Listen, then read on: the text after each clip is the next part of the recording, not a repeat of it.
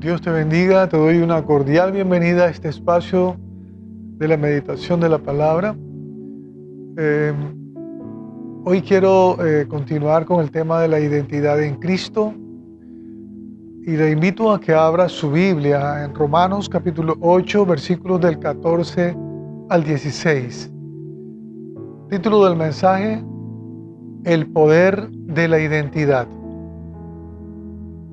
Dice Romanos 8, 14 al 16, todos los que son guiados por el Espíritu de Dios son hijos de Dios. Pues no habéis recibido el espíritu de esclavitud para estar otra vez en temor, sino que habéis recibido el espíritu de adopción por el cual clamamos, Abba, Padre. El Espíritu mismo da testimonio a nuestro espíritu de que somos hijos de Dios. Oremos. Padre nuestro, gracias te damos por la bendición de poder reunirnos una vez más alrededor de la mesa que tú preparas con el pan espiritual, el pan de vida, tu palabra. Hoy la tomamos con un corazón agradecido en el nombre de Jesús. Y todos decimos amén. Leí la historia de un hombre de negocios en una gran ciudad que muy temprano en la mañana se apresuraba a tomar el tren subterráneo camino al trabajo. Y en la plataforma de la estación había un mendigo con una cajita de bolígrafos. Y sin pensarlo mucho, el hombre sacó algo de dinero de su cartera y puso unos billetes en la caja del mendigo antes de subirse al tren. Y justo antes de que cerraran la puerta del tren, el hombre de negocios saltó de regreso a la plataforma y agarró varias plumas del bote del mendigo, ¿no? Y se disculpó con él diciéndole, bueno, tengo prisa y tengo que agarrar unas cuantas plumas que acabo de comprar, les dijo sonriendo. Después de todo, usted es un hombre de negocio como yo. Usted tiene un producto que vender a un precio justo. Después de eso, el hombre de negocios subió al siguiente tren y siguió adelante con su vida. Pero varios meses después, en un evento social, un vendedor bien vestido se acercó a ese hombre de negocios y se le presentó diciéndole, posiblemente usted no me recuerde a mí. Aunque yo no sé su nombre, yo sí le recuerdo a usted porque lo que usted hizo me cambió la vida. Usted me devolvió el valor, me devolvió autoestima cuando me dijo que yo era también un hombre de negocios como usted. Te comparto esta historia para enseñar o señalar, el poder de la identidad. Cuando el hombre de negocios llama al mendigo, usted es un hombre de negocios como yo, pues también le despertó su sentimiento de valor, de dignidad, de importancia. Las palabras dieron al mendigo una nueva perspectiva, una nueva creencia, una nueva visión que lo impulsó a salir de la mentira de que solo podía ser un mendigo. Nosotros tenemos una nueva identidad de hijos. Al recibir a Cristo como Señor y Salvador, recibimos el espíritu de adopción, o sea, fuimos adoptados hijos de Dios, por lo tanto, tenemos una nueva identidad. Juan dijo en su evangelio, mas a todos los que le recibieron, a los que creen en su nombre, les dio potestad de ser hechos hijos de Dios. Estos no nacieron de sangre, ni por voluntad de carne, ni por voluntad de varón, sino de Dios. Juan capítulo 1, verso 12. El poder de la adopción. Nuestra adopción se constituye en un estado superior al nacimiento biológico. es una puerta de esperanza para el mundo entero, nuestra adopción. Porque no depende, nuestra condición de hijos de Dios, no depende de genealogías ni de raza para incluirnos a todos los que reciben a Cristo Jesús como Señor y Salvador de sus vidas. Nosotros tenemos evidencia de nuestra nueva identidad. El apóstol Pablo escribió a los romanos: todos los que son guiados por el Espíritu son hijos de Dios. Esa es una evidencia, Romanos 8:14. Esto quiere decir que no vivimos bajo la esclavitud del temor ni sometidos por cadenas de ansiedad. Hay diversas formas de temor, ¿no?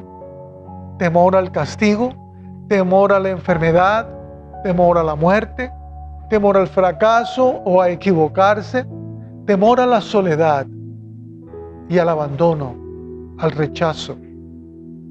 Toda clase de temor es ropa vieja. Pertenece al viejo hombre. El espíritu de adopción nos permite acceder al Padre y como hijos, como los niños pequeños que se suben a la cama de su padre en una noche de tormenta para sentirse seguros y protegidos y le abrazan diciendo: papito mío, Abba Padre, allí encuentran paz. Nosotros podemos también, a través del espíritu de adopción, decirle a Dios: Abba Padre. Pero muchos creyentes batallan con el pecado, con las adicciones, con ataduras destructivas y no tienen la revelación de su identidad del nuevo pacto en Cristo. Y cuando usted vea a un creyente batallando con el pecado, casi siempre se debe a un caso de identidad errónea. Y la mejor manera de ayudarle es señalarle su justicia en Cristo Jesús. Volverle a señalar de nuevo su justicia en Cristo. Así lo hizo el apóstol Pablo con los creyentes de la iglesia de Corintios que habían caído en pecado. Pablo no los envía de regreso a la ley de Moisés. Lo único que hizo fue recordarles quiénes eran ellos verdaderamente. Y hoy también esas palabras de Pablo son aplicables a todos nosotros. ¿Quiénes somos en Cristo? Las Escrituras registran lo que el apóstol les dijo. Él les dijo en 1 Corintios 6, versículo 15 y después 19 al 20. ¿No sabéis que vuestros cuerpos son miembros de Cristo?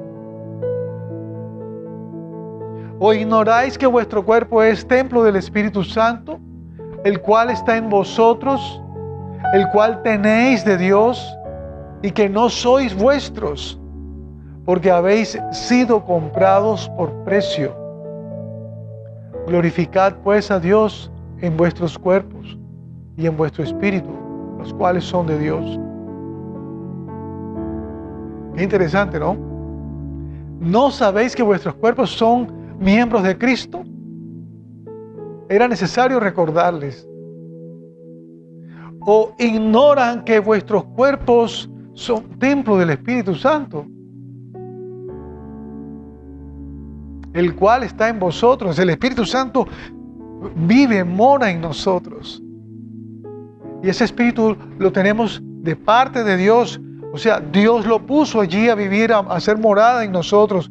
Ya nosotros no nos pertenecemos a nosotros, le pertenecemos a Dios.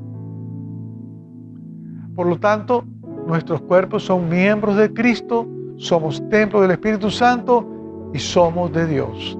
Esa es nuestra verdadera identidad.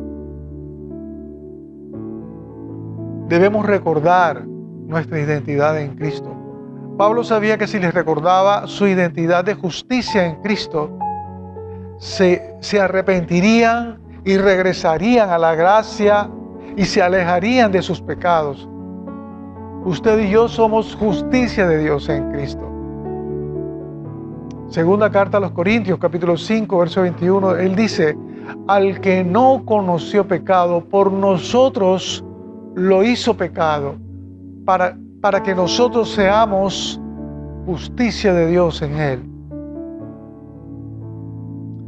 Cuando usted esté en un momento dado siendo confundido en cuanto a su identidad,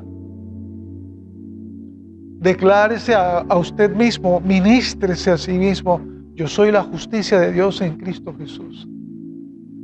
Y despójese de esa ropa que no le corresponde ya usar. ¿Sabe? Nosotros tenemos un acusador. Es cierto, pero ese acusador está vencido.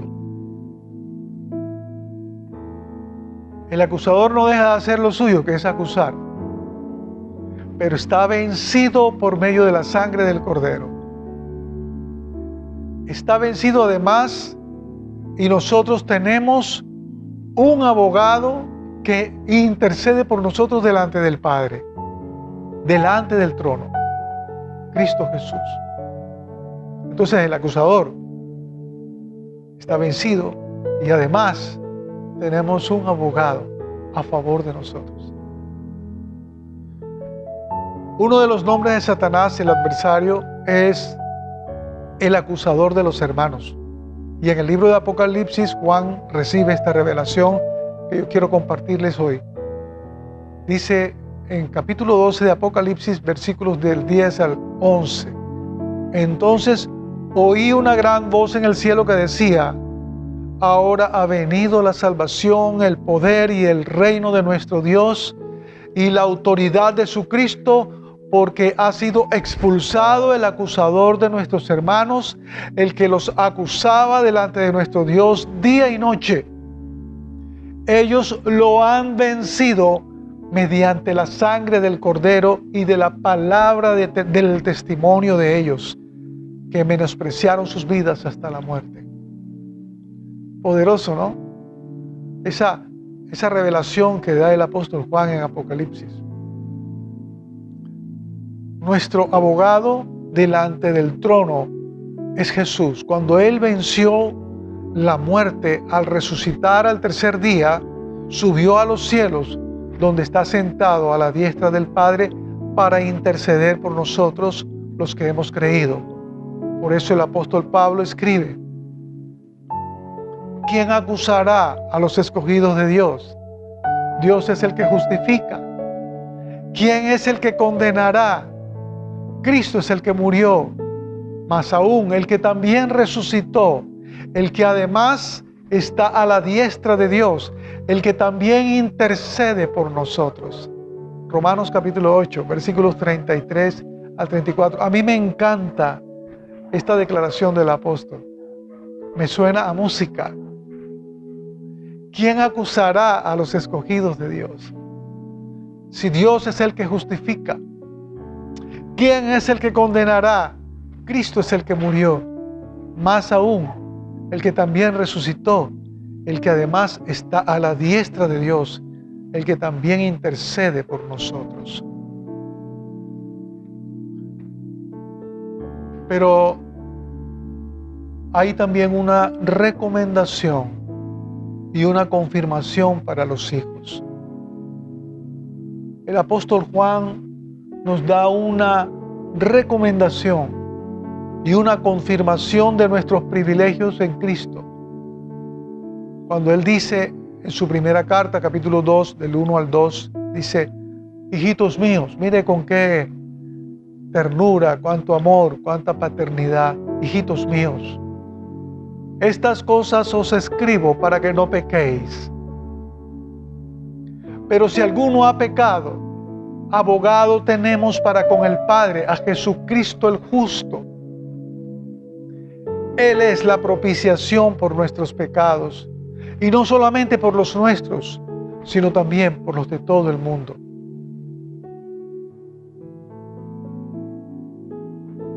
La idea no es que el conocer nuestra identidad, el conocer la obra de Cristo, le abra puertas al creyente para pecar. El apóstol dice: hijitos míos, lleno de amor, lleno del Espíritu, estas cosas os escribo para que no pequéis. Pero si alguno ha pecado, abogado tenemos para con el Padre,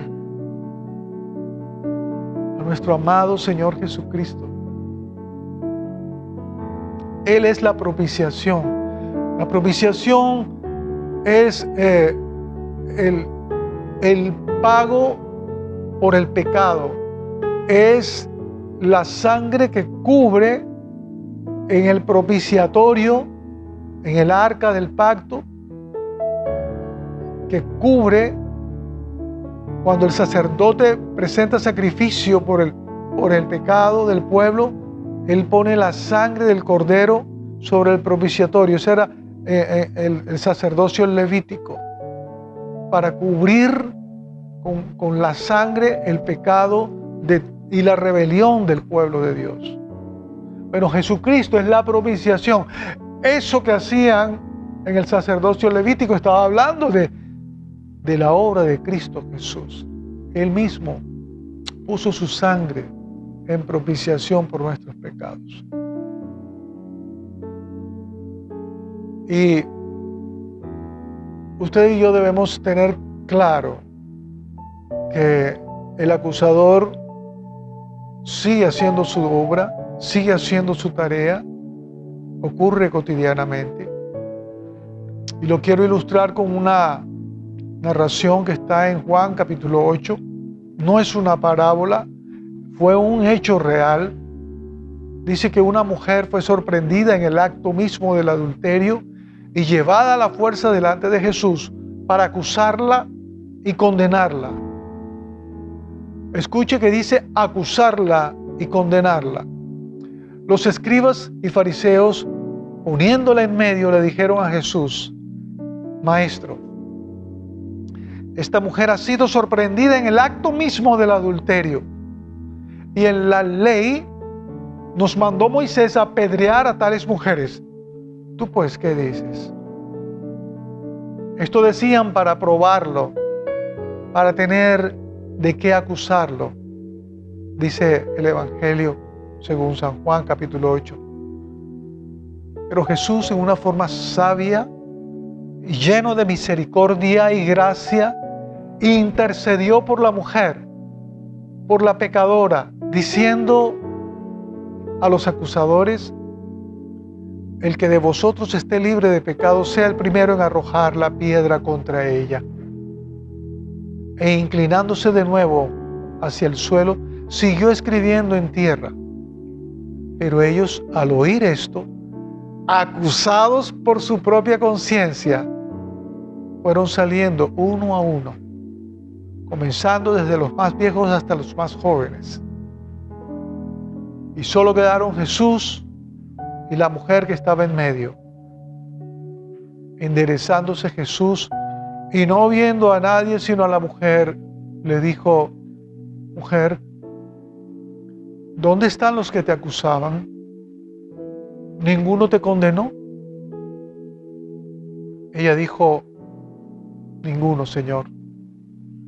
Entonces Jesús le dijo: Ni yo te condeno. Vete y no peques más. Juan capítulo 8, de versículos del 3 al 11. Qué hermosa narración. Como te digo, no fue parábola, fue un hecho real. Y en el escenario estaba el acusador o los acusadores o los que se dejaron usar por el acusador, pero también estaba Jesús para interceder, tal cual ocurre hoy. Como ves, no fue una parábola, fue un hecho real. Jesús, intercediendo por un pecador, le dio nueva identidad. Ya no era más esclava del pecado. Le dijo: vete y no peques más. Lo hizo desde antes de consumar su obra en la cruz. Ahora Jesús no está en medio de nosotros, no está en medio de los maestros de la ley. Ahora Él está sentado a la diestra del Padre. Ahora intercede por nosotros. Él nos dejó su Santo Espíritu para que nos dé la convicción de que Él está allá a la diestra del Padre intercediendo por nosotros. Ahora Él es nuestro abogado. delante del Padre, mientras que el Espíritu Santo nos da testimonio a nuestro espíritu del poder de nuestra nueva identidad en Cristo. Somos hijos de Dios. Aleluya. Esa es la verdad. Esa es nuestra nueva identidad. Nuestra nueva identidad de hijos nos hace verdaderamente libres. Nos da una sana autoestima. Nos permite caminar seguros y victoriosos, porque tenemos un abogado delante del Padre que intercede por nosotros, nuestro amado Señor Jesucristo. Tú también estás a tiempo de nacer de nuevo y adquirir identidad de hijo. Solo tienes que creer y recibir por medio de la fe la obra de la cruz.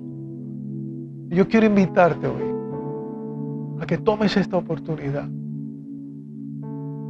Solamente tienes que repetir una oración sencilla, una declaración de fe. Repite después de mí. Señor Jesús, en este día, yo te recibo como Señor y Salvador de mi vida. Yo creo en ti, Señor, en la obra consumada en la cruz.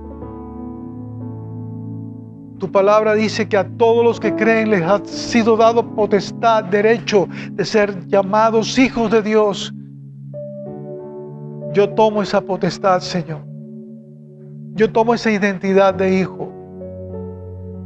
Quiero vivir en esa nueva identidad de hijo y disfrutar del gozo y de la paz que produce saber que tenemos un Padre allá en los cielos, un Padre que nos ama, que tenemos identidad de hijos. Gracias, Dios. Gracias, Jesús. Gracias, Espíritu Santo. En el nombre de Jesús oramos. Amén y amén. Yo te felicito por la decisión que acabas de tomar. Y te invito a que vivas en esa identidad de hijo. Que no te dejes robar la posición que tienes como hijo de Dios. No dejes que el maligno te engañe ni te confunda en cuanto a tu identidad de hijo. Que Dios te bendiga. Comparte esta palabra con todo aquel que puedas hacerlo. En el nombre de Jesús. Hasta pronto.